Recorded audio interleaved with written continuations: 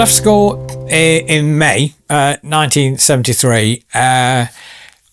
It was quite funny, really, the last day, because they didn't want us all to go on the school bus all the way home, so they gave us all our bus fare. But being the way we were, we all went down to the shop, spent the bus fare, went down the park, and then came back up to school in time to catch the school bus anyway. But just as mischievous as you were. But I had a little bit of time off because after leaving school, it was at a period where my mum was pregnant with my sister, who was due in August, and my dad said to me, don't worry if you don't get a job for 2 or 3 months, because my mum was an older pregnant lady. Just give her as much help you can, which I was delighted to do, because I was really close to my mum, and it was quite a nice time actually, really, between May and August. I had my first holiday without my mum and dad as well. Again, me with my friend Pete went down to stay at his auntie's in Bournemouth. We went down on the train together. We were I was 16. Pete was still 15, actually. He was a bit younger than me. So, yeah, we had our first holiday, which was nice. But while I was down there, my sister Nicola was born. So I got the message that... I'd got a new sister when I was 16, and that kind of happened while I was away, and it was really nice. So when I got back, I got to meet my sister for the first time, which was really nice. But I did get a job just after I came back. I started to work in Halfords in Derby. Halfords was on St Peter Street, and it wasn't like St Peter Street is now. Pretty much the shops there were actually big old townhouses with frontage.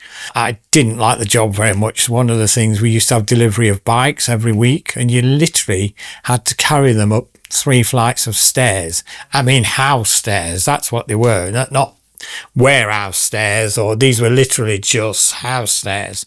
And bikes, it's not even like a bike. Obviously, it's all packed up, and they were terrible to pick up, let alone.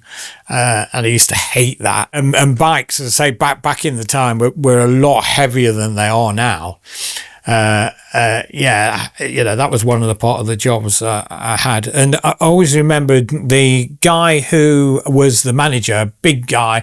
He was a bit like James Robinson Justice, who was in the Doctor films. He was a big guy with a very loud voice. He used to have his office it was almost like a crow's nest above the shop, really weird. And he used to slide the window open and bellow down at you. I wasn't very fond of him at all. I did deserve a bellowing at, though, one day, to be fair, where somebody asked me for a length of HT cable for their car, and me being a stupid, I was marking it with a knife, which of course would have completely made it useless. So I got a bellowing that day, quite rightly so. But I was earning £8 a week. I wasn't desperately happy, and my mum said to me, there's a job going for a packer down at the lace factory in Borrowash, which is not there anymore. But she knew the guy, and she said, you can have it if you want. And it's £11.50 a week, which is a massive increase.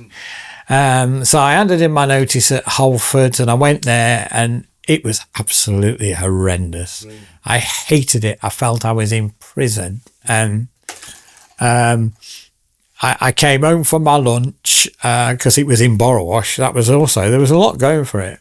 And I went back, and I just absolutely hated it. And I came home that night, and I said to me, Mum and Dad, I'm not going back.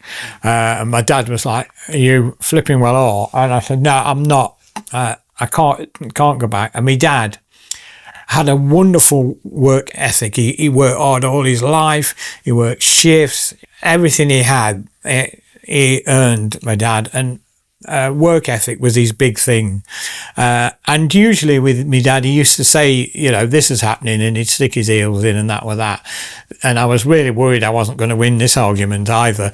But he actually turned around to me and said, I'll tell you what, I'll make a deal with you then. You can have tomorrow off. If you find yourself a job tomorrow, then you don't have to go back. If you don't, then you're back on Wednesday. That was a bit of a challenge, but I was determined to meet it. So I got the local paper, scoured through everything, found there was a new electrical shop opening in Spondon called Ultra Discount. They were wanting applications, and so I didn't bother with that. Showing a bit of initiative, I jumped on the bus, went to Spondon. They hadn't opened yet, but luckily they were moving stock in. So I wandered in, asked to speak to the manager, who was there, brummy guy, not a very nice guy, but a brummy guy. I said I need a job, blah, blah, blah, blah. And he said, okay, we open Monday, you can start Monday. So much to my dad's surprise and shock when I told him I'd got another job. So I never did go back to the lace factory packing, but to their absolute credit, they actually sent me me day's pay and a stamp as well for my employment card. So I did this Ultra Discount for a few months, and again it was hard for a 16-year-old weedy lad like me, because we used to unload vans every week, lifting washing machines and fridge freezers off back of vans and loading them up again. And this is the day before anybody thought about tail lifts or whatever. It was all just brute force. Ultra Discount was one of these shops that was very cheap, but you couldn't have anything demonstrated. You just used to take the hi-fis out and stand them on the box, and you bought them as you saw them. There was some late nights involved as well, although I had to start, because I was only 16, if I worked an 8 o'clock shift, which was unusual for, again, a shop back in 1973 to open till 8, I had to start at 11 o'clock. The reason I mentioned that, because some time earlier, before I started at Holford's, I went for a job interview at another electrical stall in Alveston called Wallis's, who had just been taken over by Wigfalls, but it was still trading as Wallis's. And I met a guy there called Mr. McGill, a really nice chap, and he said I didn't get the job because there was a guy who had just come out of the Navy who was a bit more experienced than me. But one morning when I was having a late start at Ultra Discount, I heard my mum talking to somebody at the door. I was still in bed, and I heard her say, no, he's at work. And I got dressed, went downstairs. I said, well, is that somebody for me? And she said, oh, yes, I thought you were at work. No. She said, it's Mr. McGill from Wallis's. The guy he set on has not worked out, and he'd come round to see if you'd like the job. So, I absolutely jumped at it. So I started there just before Christmas 73. I seemed to swap jobs. I didn't have many swaps, but they seemed to all come around Christmas time. So I started there, and that was an experience in itself, because Mr. McGill was near retirement age. He was a nice guy. And his assistant was a lady called Elsie, who was also near retirement age. So I'm a 16-year-old lad working with these two old people. But, and I didn't mind the experience at all, to be fair. But Elsie could be a little bit funny, but in her own way she was really nice. I started just before Christmas 73, but in 75 Wigfalls had now taken over properly. It had all rebranded, and they came to me and said, we want you to move to the Derby store, which I wasn't very keen on at first, but I did, and really enjoyed it. Met a guy there called Tony Wright, good friend, and he eventually ended up moving to Great Yarmouth about 18 months later. And we're still friends today. But in moving down to Great Yarmouth was a fabulous thing, because every weekend that I possibly could, I used to jump on the train and go down to Great Yarmouth, and we used to do the pubs and the clubs, and he used to have a Land Rover, and we used to go down the front, in this open top Land Rover, thinking we were it, with the boys are back in town, blasting out out of the cassette player. On the whole, I really enjoyed my time at Wigfalls. I met my two best friends in life, Shirley and Gordon, who are still my two best friends to this very day. I met them through Wigfalls. I progressed through. I became relief manager, assistant manager at the Derby store, and eventually got my own store, which was, strangely enough, back to where I started, which was the Wigfall branch in Alveston, where I went to start there, where we did really well. I had a guy who I chose from Derby to come and be my assistant, guy called Colin, and he was an absolutely amazing lad. He'd fallen in love with a girl, and he got married, and I thought the world of him. But unfortunately, we had an audit, and we found out that there was 63 quid missing, and he broke down in tears, and he just got married and was short of money, and he claimed he'd borrowed it, which you can't do. And one of the hardest things I ever did in my life, really, really upset me, is obviously I had to dismiss him. And I don't know whatever happened to him, but I hope his life picked up and he had a good one. But in the meantime, while we do that, we work so well together. We, on no less than 2 occasions, we won branch of the month, another thing that really proud of. But this really affected me quite a lot, and the guy who replaced him was a complete and utter nutcase as well, which didn't help. It was one of these guys that could be really nice while doing some really nasty things. And I used to go out a few times with him. We used to go in the clubs in Derby, and he was a real charmer. He could charm the women like no one, but he turned out to be a real quite nasty guy. And I think working with that and what happened with Colin, I got to a stage where I got really depressed, and actually, I don't know whether it was actually a nervous breakdown I had, but it was something like that. I came home, I just felt I needed to go home for lunch one day, and literally just broke down in tears. And I had a period where I was doing that, and the doctor was really good, and I was off work for some time, and I had an area manager at the time called Charlie Appleyard. He looked a bit like the Major in Doctor Who, but he was an amazing guy. Isn't it funny, when you go through life, there's some people you meet when you need to meet them, and they just turn out to be just the best people, and he was just the best person. And we're going back now to 1983, and I know people have to deal with mental illness issues different now, but back in then it was almost like, pull yourself together and bloody well get over it. But he was absolutely brilliant. He called me over to his office in Ilkeston one afternoon, which he did often. He went over, he saw me a lot, spoke to me, he was really supportive.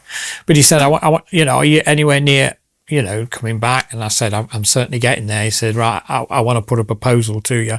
And there was a new job going. They'd set up in the TV service departments, they'd set up a new role called sales service assistants. And he said, I think you'd be perfect for the one in Derby. And it was great because it was more money, and I got a company car. And he said, you don't have to interview, you don't have to apply. All I need to know is whether you want it or not. He said, don't tell me now, go away, have a chat to your mum and dad. And I took it, and it was a absolutely brilliant job.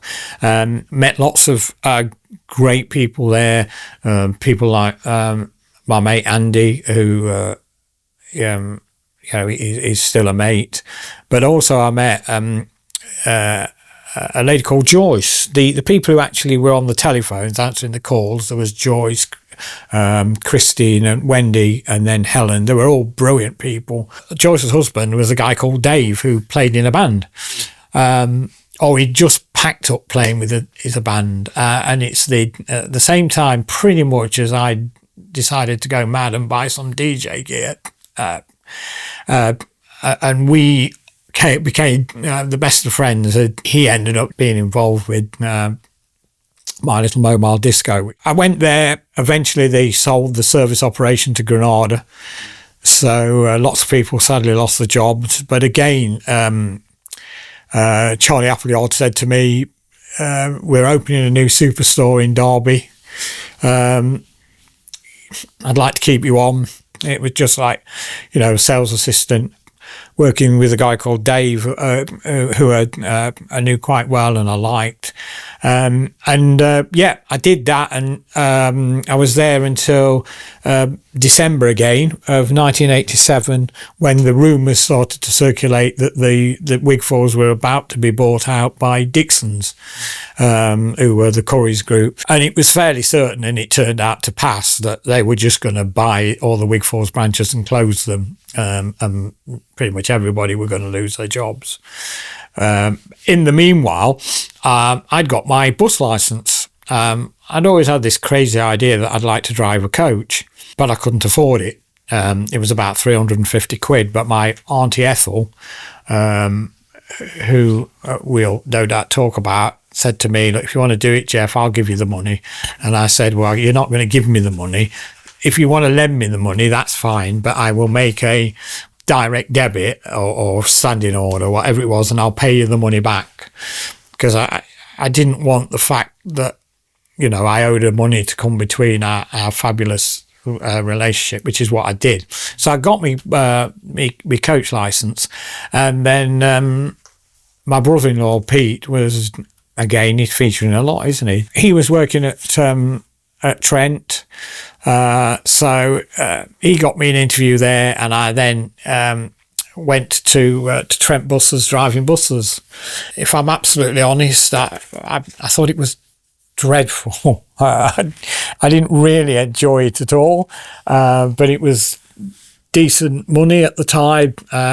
Stuck with it until 89, when I decided to try and find something else. And my mate Andy, who used to work at Wigfords TV service, one of his best mates was now running the installation for TV and videos at the Co-op.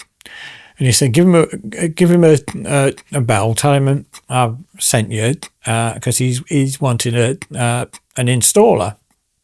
So I did. Long story short, I got the job. It was the weirdest job I ever had, because the guy who runs it, I can't think, and I think his name was Andrew as well. He was a lovely guy, but his assistant was an old lady who had never driven in her life. And she used to do the routes and stuff. And it was like stepping back into the dark ages.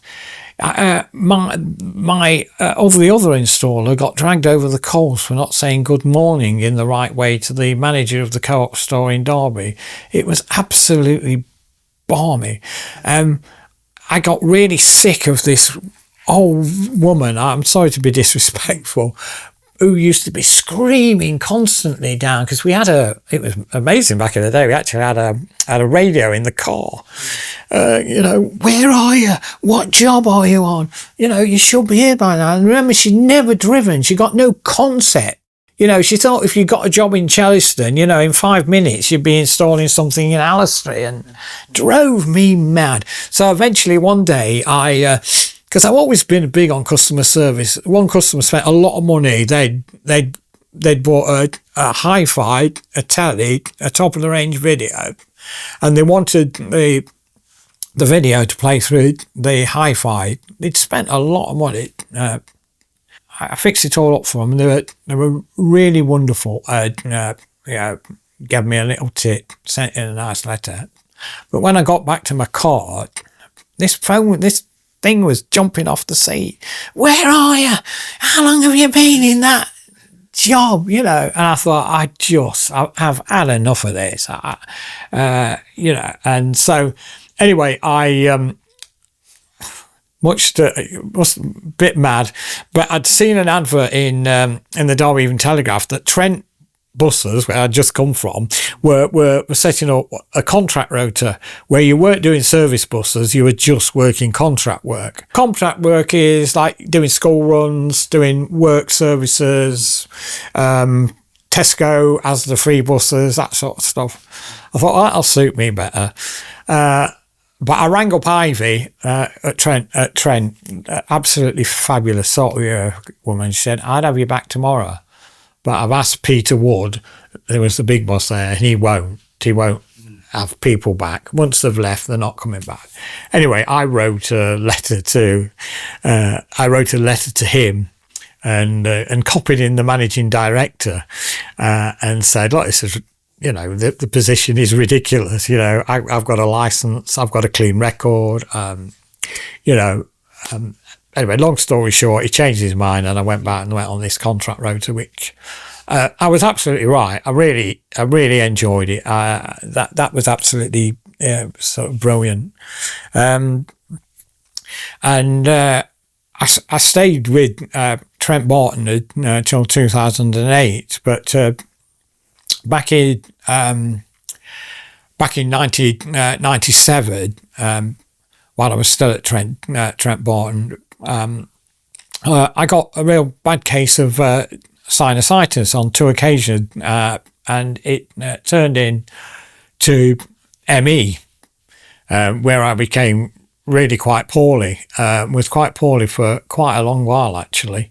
And I had to have 6 months off work. And even then, I couldn't go back because I couldn't drive. The manager there, a guy called Barry White, as it happened, not the Barry White, he offered me a job, even though it was temporary, working in the customer service office on the bus station, which I did, which was great. And then I went over to Langley Mill to be the driver. So my license was back, but I was certainly in no way to drive buses. But I drove for Mike Palethorpe, who was one of the nicest guys I've ever met in all my life. He was an absolute lovely man. And he was very, very good to me. He was tough but fair. He's the only guy, this is how nice he was, he's the only guy I know who actually dismissed somebody. And then we walked into a pub one night in Alfreton, and this guy came up to it, and I thought there was going to be some problems, but he shook his hand and bought him a drink. He was just that. If you were sacked, you needed to be sacked. He'd saved many people's their jobs, but he was a lovely, lovely bloke. So I did that, and I worked a bit for marketing and stuff like that. So I was there for, if you take out the 6 weeks I was with the co-op, I was there from 87 till 2008, so almost 21 years. I applied for a brand manager's job at Trent Barton. By this time I was feeling much better, and I went through the procedure. I did a presentation.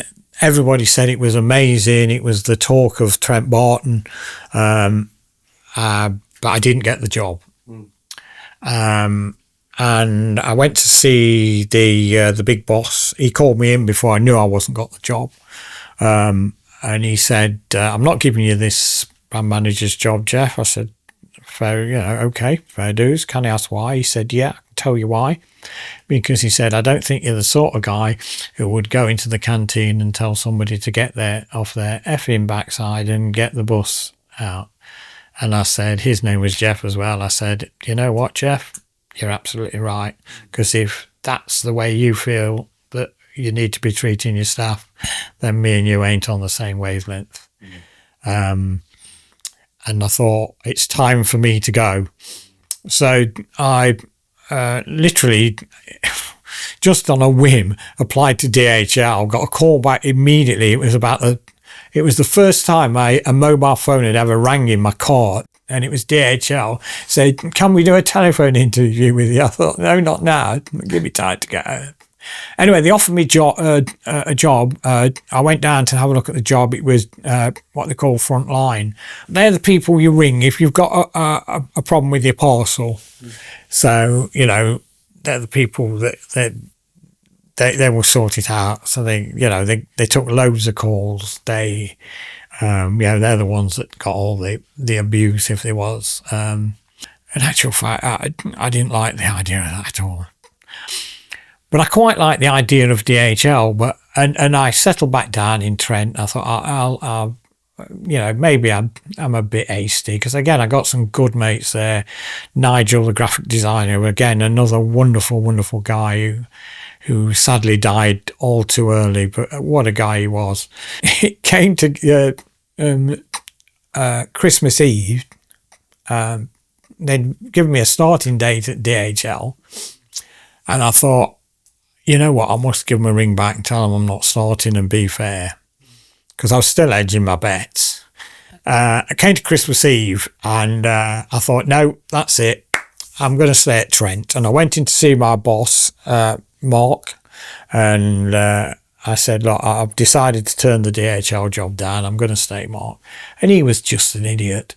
He just said, oh, well, we'll have to get a few things sorted out. What about the state of the timetable room? Because I used to look after all the timetables. I said, what about the state?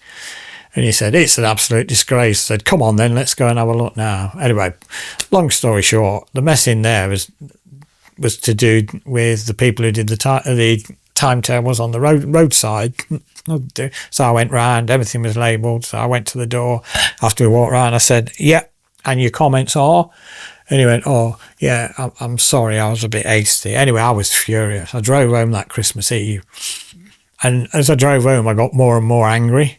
And literally, I got on the computer. I just walked in the house, got on the computer, and just resigned on the spot. I just said, and turned my phone off, because Daniel was working there at the time, and he rang the house phone and said, what's the matter with Dad? Mark Greasley's trying to get hold of him.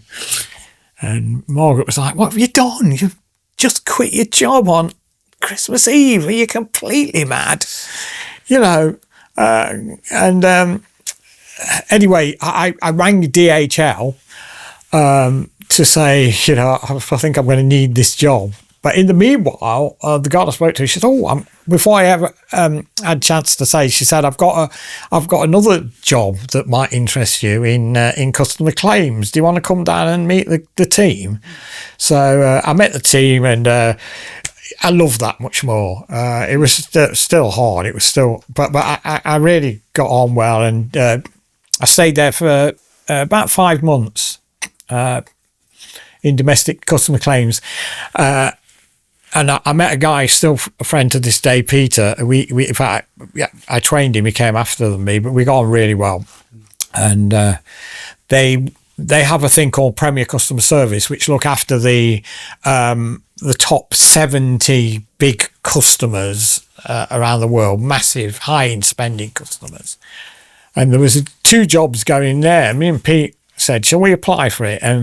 But it said on the internal memo, do not apply if you haven't been there 6 months. We'd only been there 5. But me being me, I that's a sort of red rag to a bull to me. But I'm applying anyway. So Peter said, okay, I will. We just really for a laugh, we thought, well, we'd just get better. Anyway, we got an interview, strangely, and we ended up getting the job. So I went into Premier Customer Services, and that's where I stayed until I, finished and retired from there in 2023, although I did go part-time in 2014 because of my involvement in Erewash Sound. Our 5-year license was up for renewal, and we've been running the radio station on volunteers around our work. And we literally met as a board of directors to say, sadly, we're going to have to give the license back. We cannot continue like this. And I said, well, if you could find some money to pay me part-time and DHL agree, then I'm happy to go part-time at DHL and part-time at the radio station. And again, DHL were fabulous about it, and that's what happened. And that's where I have been until now. As I say, I retired from DHL in 2022. I'm still station manager as we speak at Erewash Sound. So, I've been there, say, from 2014, and it's obviously it's going to be my last job, and it's been obviously my best job, because I've always wanted to work in radio, and I've had some fabulous times. It's been very stressful, but I've really enjoyed it.